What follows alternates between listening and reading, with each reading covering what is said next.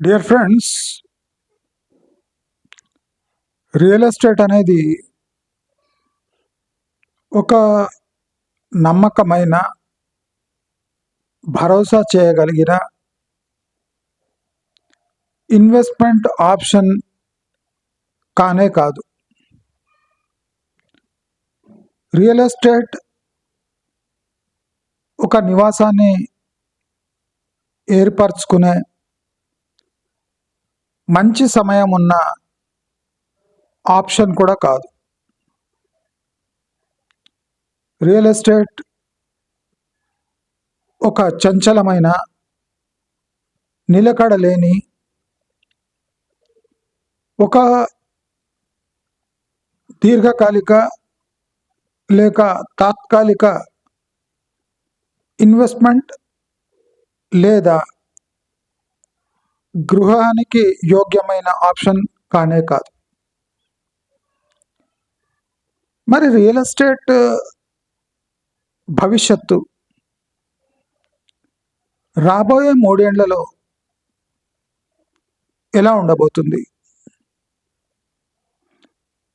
Real estate ఒక investment option కాకపోతే మరి రియల్ ఎస్టేట్ యొక్క భవిష్యత్ ఏమిటి? ఆల్రెడీ ఇన్వెస్ట్ చేసిన వాళ్ళ భవితవ్యం ఏమిటి? భారతదేశంలో ఫాస్టెస్ట్ గ్రోయింగ్ సిటీగా పేరున్న హైదరాబాద్ భవిష్యత్ ఏమిటి?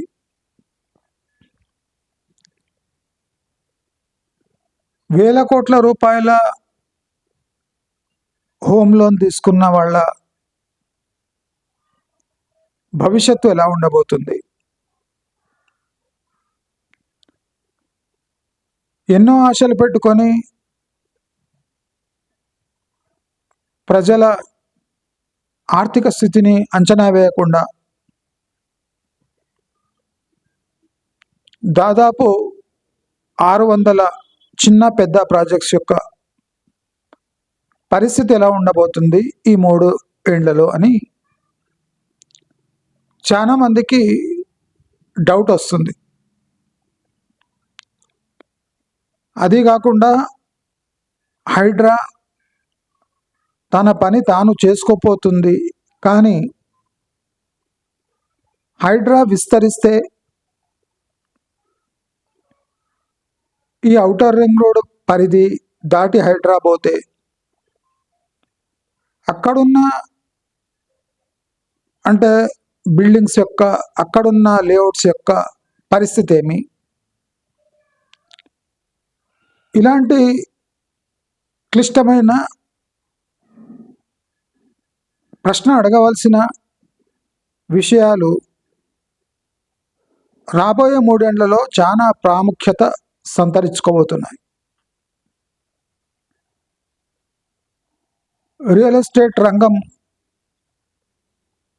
ఇంకో 10 ఏళ్ల వరకు రంగు రుచి లేకుండా మెల్లిమెల్లిగా క్షీణిస్తూ ఉంటుంది.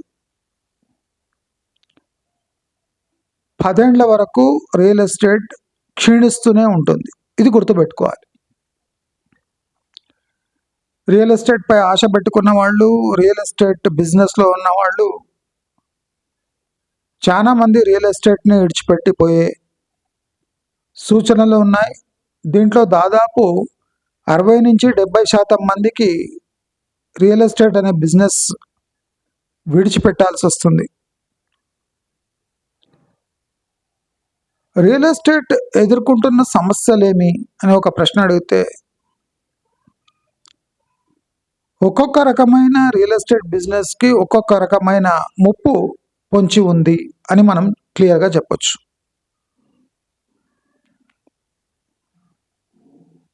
హెచ్ఎండిఏ ప్లాట్ ఓనర్స్కి ఒక రకమైన ముప్పు ఉంది, డిటిసిపి వాళ్ళకు ఒక రకమైన ముప్పు ఉంది, ఫామ్ ప్లాట్స్ వాళ్ళకు ఒక రకమైన ముప్పు ఉంది. అదీగాక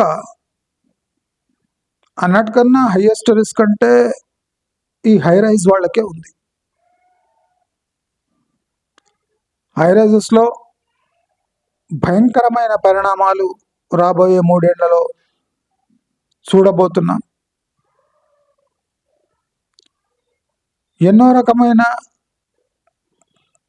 కష్ట నష్టాలతో సాగుతున్న రియల్ ఎస్టేట్ వచ్చే 3 ఏళ్లలో 40% క్షీణత చూడవచ్చు, అంటే పడిపోవచ్చు. దీనికి ఊహకు అందని కాదు, ఊహించిన పరిణామాలే రియల్ ఎస్టేట్ కొంప ముంచబోతున్నాయి. రియల్ ఎస్టేట్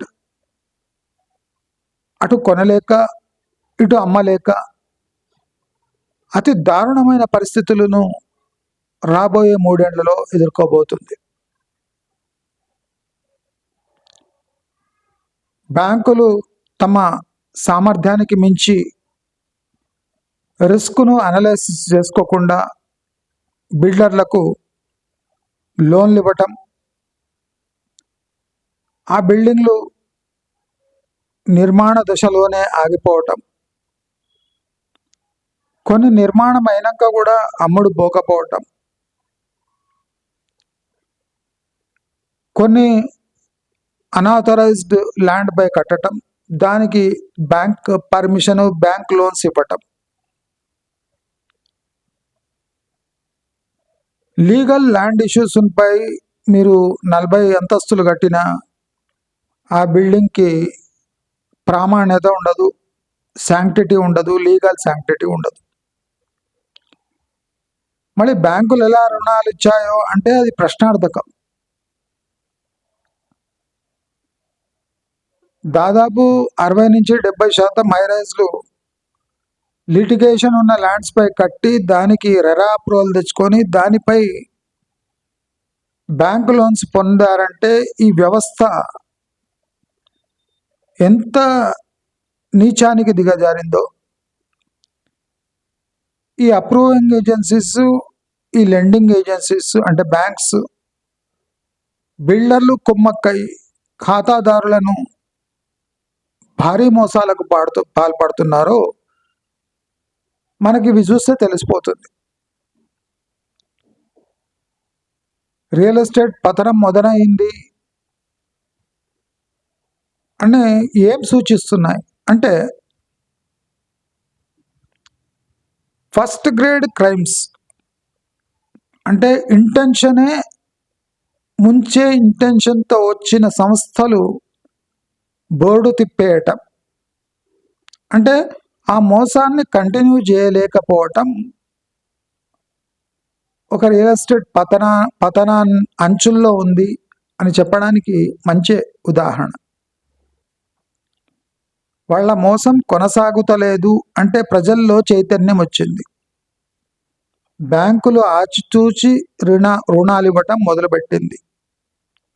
ప్రభుత్వం తన వంతు తప్పిదాలను తెలుసుకొని ఫ్యూచర్ రిస్క్ లేకుండా కొన్ని కట్టుదిట్టమైన చర్యలు చేపడుతున్నాయి అనే సంకేతం ఇస్తున్నాయి ఈ బోర్డు తిప్పేసే సంస్థలు. దీనికి కారణం 4 దిక్కుల నుంచి ఒత్తిడి రావటం, ప్రజల్లో చైతన్యం కలగటం, ప్రజలు ప్రశ్నించటం,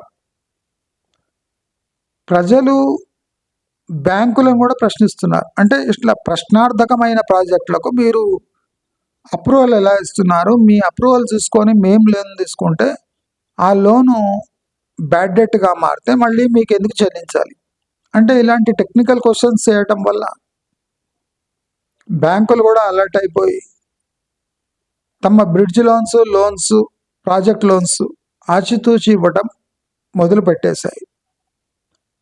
దాని ప్రభావం రాబోయే 3 ఏళ్లలో చాలా భయంకరంగా ఉంటుంది.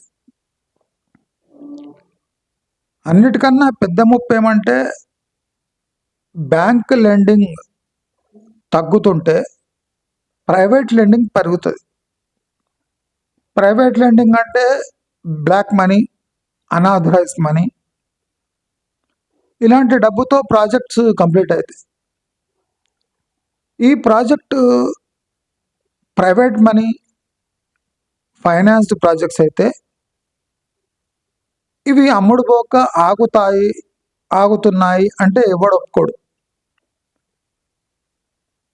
అది టైం పరిధిలో ఆ ప్రాజెక్ట్ అమ్ముడు పోవాలి.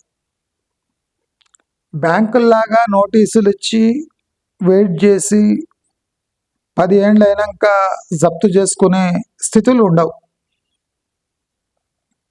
ఐదర్ మీరు అమ్మండి, లేదా మేము తీసుకొని మేము ఇచ్చిన డబ్బు వసూలయ్యే వరకు మీ ప్రాజెక్ట్ అమ్మేస్తాం. అంటే ఇలాంటి దారుణమైన పరిస్థితులు అడుగడుగునా ఉన్నాయి. ఇంకా భయంకరమైన స్థితులు నెలకొల్పుతున్నాయి.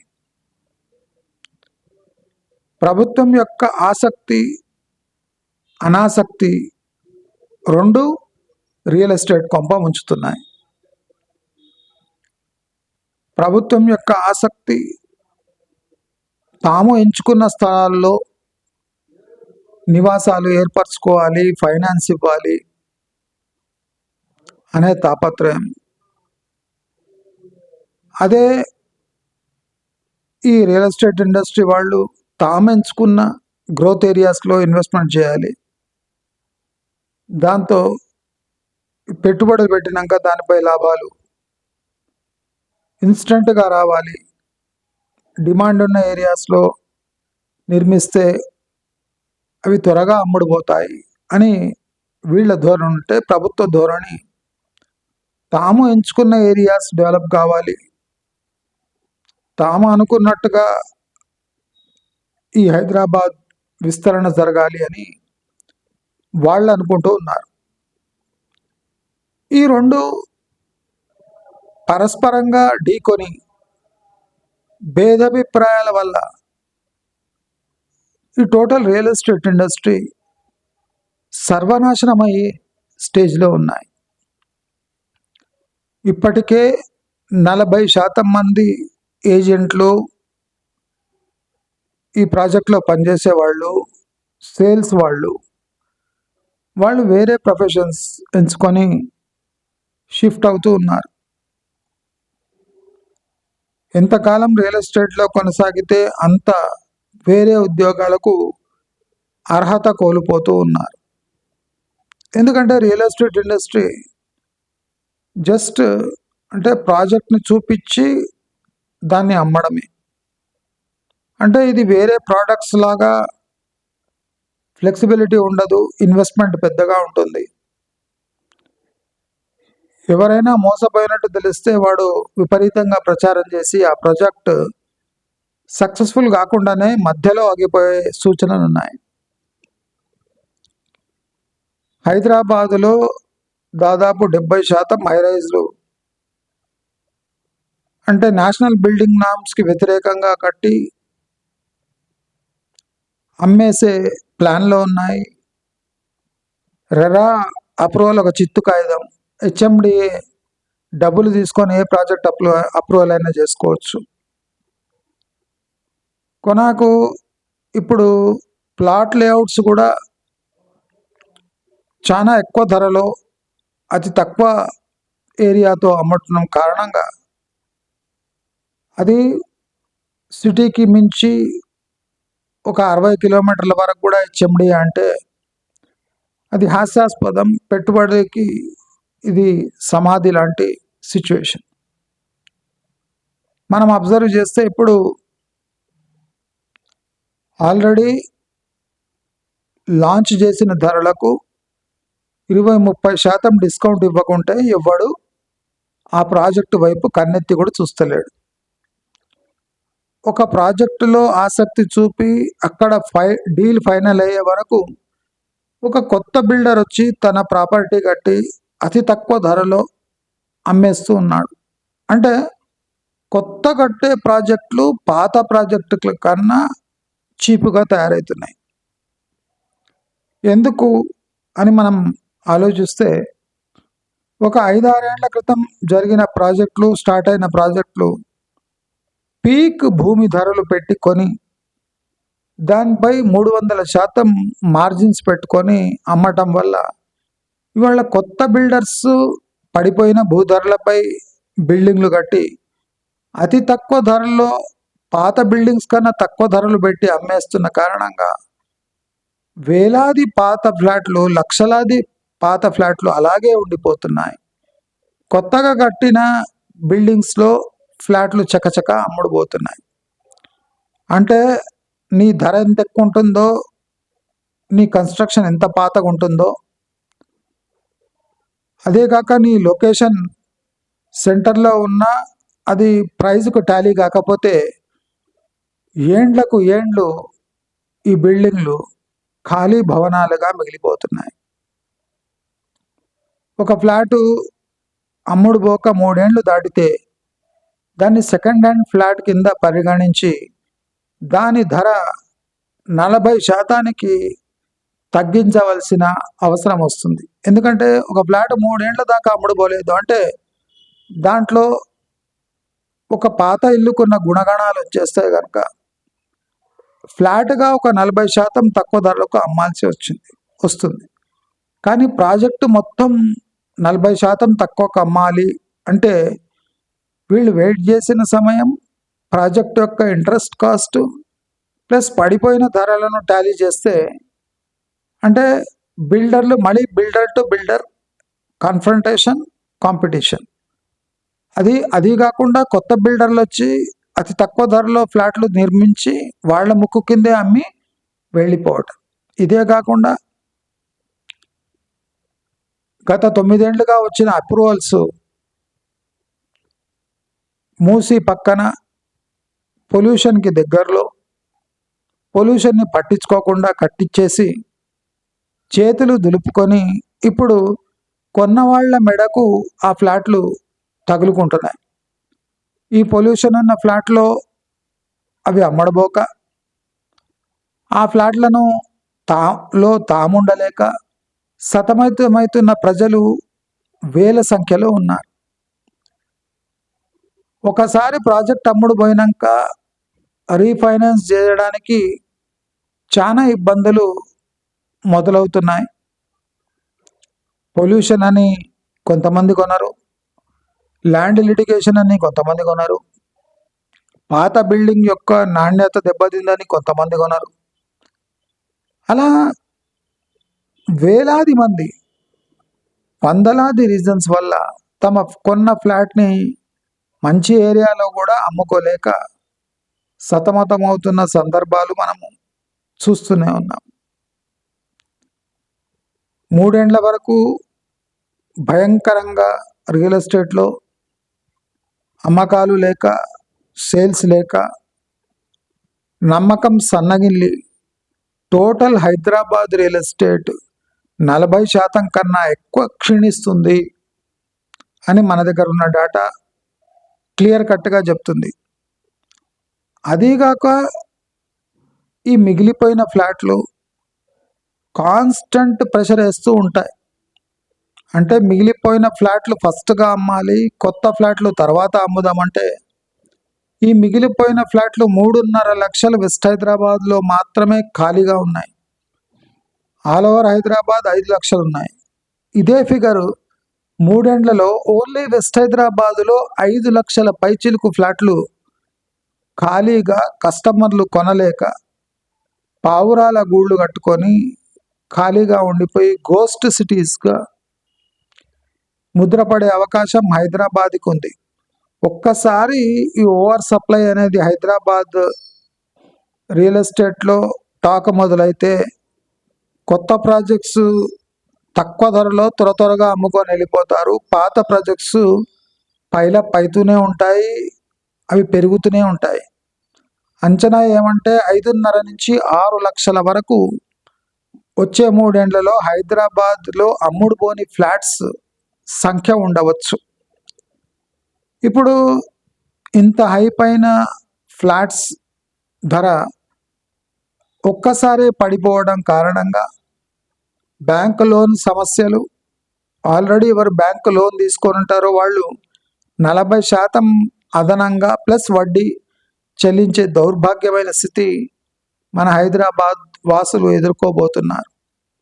అదీ కాకుండా పడిపోతున్న ఫ్లాట్ ధరలు ప్లాట్ ధరలతో పోటీ పడడం మొదలై మళ్ళీ లేఅవుట్ ఓనర్స్కి అంటే మొదట వచ్చిన ఇబ్బందే మొదలవుతుంది. ఫ్లాట్లు దాదాపు మళ్ళీ ప్లాట్ల రేట్ల దగ్గరకు వచ్చి ఆగిపోతాయి. అంటే మళ్ళీ ఖాతాదారులకు ఫ్లాట్లు కొనాలన్నా అనే ఒక పెద్ద ఇబ్బంది ఎదురవుతుంది.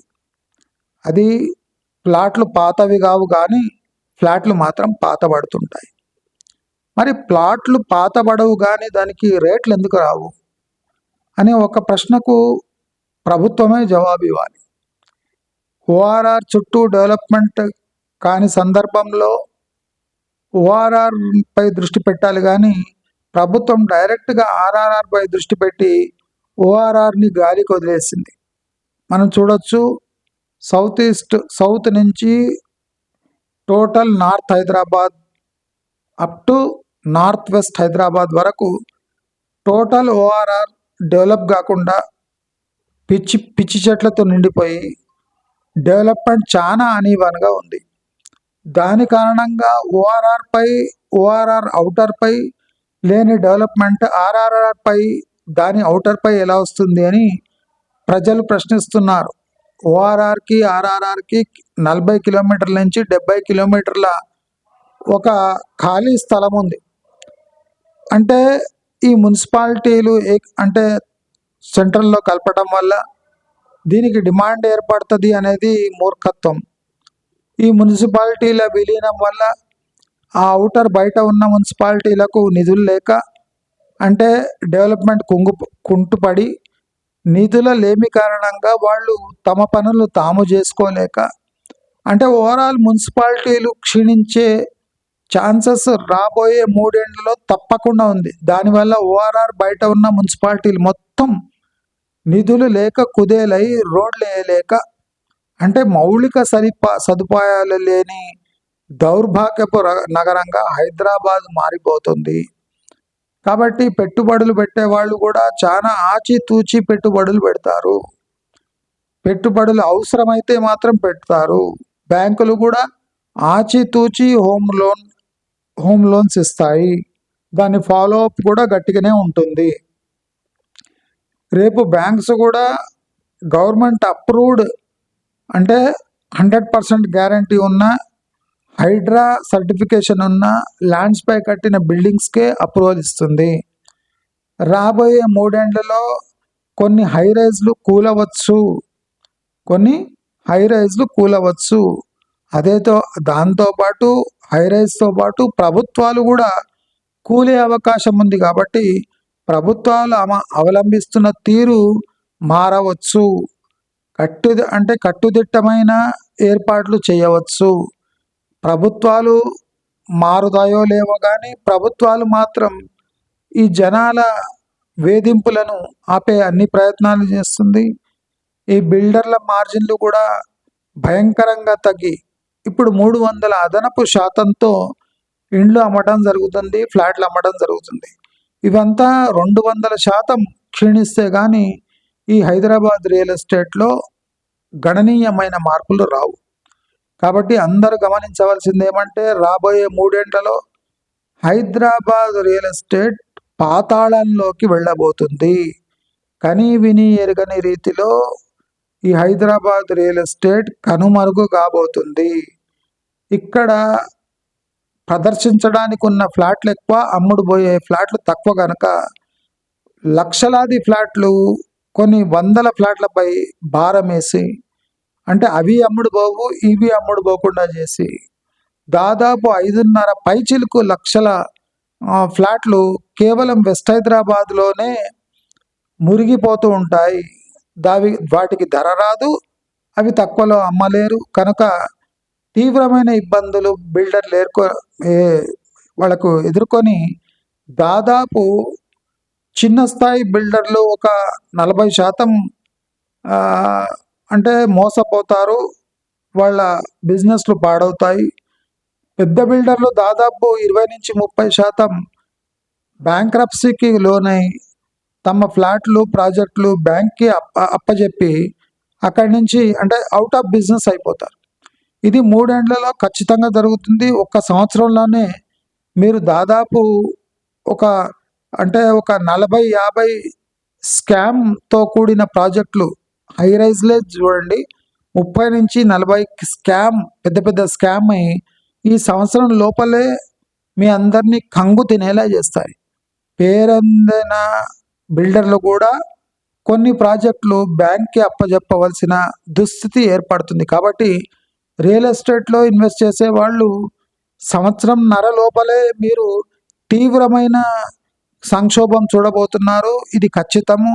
నమ్మితే నమ్మండి, లేదా ఈ ఈ ఫ్లోతో పాటు పోతే తీవ్రమైన నష్టాలు, కోట్లల్లో దొరికే ప్రాపర్టీలు లక్షల్లో రావటం కారణంగా మీరు ఇప్పుడు కొన్నారంటే 40% క్షీణితతో హైదరాబాద్ రియల్ ఎస్టేట్ మొత్తం సర్వనాశనం కాబోతుంది. దీనికి మీరు సిద్ధమై ఉండాలి. ఎవరు ఇప్పుడు పెట్టుబడులు పెట్టరాదు అని అందరికీ సూచిస్తూ మీరు మీ డబ్బును సురక్షితంగా ఉంచుకొని ఒక 2 ఏండ్లు 3 ఏండ్లు ఆగితే తప్పకుండా మీకు 40-60% తక్కువ రేట్లలో మీరు పడరు అనుకుంటున్నారు, కానీ all over Telangana agriculture land rates పడిపోతున్నాయి. అది కాకుండా దాని సెగ హైదరాబాద్కి తగిలి పెట్టుబడి లేమితో జిల్లాల మళ్ళీ కుదించి చిన్న జిల్లాలుగా చేయడం వల్ల టోటల్ రియల్ ఎస్టేట్ డిస్ట్రిక్ట్స్లో హైదరాబాదులో కుదేలై Telangana fastest falling real estate పరంగా ఫాస్టెస్ట్ ఫాలింగ్ స్టేట్గా, ఫాస్టెస్ట్ ఫాలింగ్ సిటీగా మిగిలిపోతుంది అని అందరినీ హెచ్చరిస్తూ తగు జాగ్రత్తలు తీసుకోండి, క్యాష్లో ఉండండి, మీ జీవితాన్ని సుఖమయం చేసుకోండి. కానీ రియల్ ఎస్టేట్ అనే ఉచ్చులో చిక్కొని మీ జీవితాన్ని 20 ఏండ్ల జీవితాన్ని ఈఎంఐ పాలు చేయకండి అని అందరినీ హెచ్చరిస్తూ సూచిస్తూ మీ అందరికీ తెలియజేస్తూ నమస్కారం.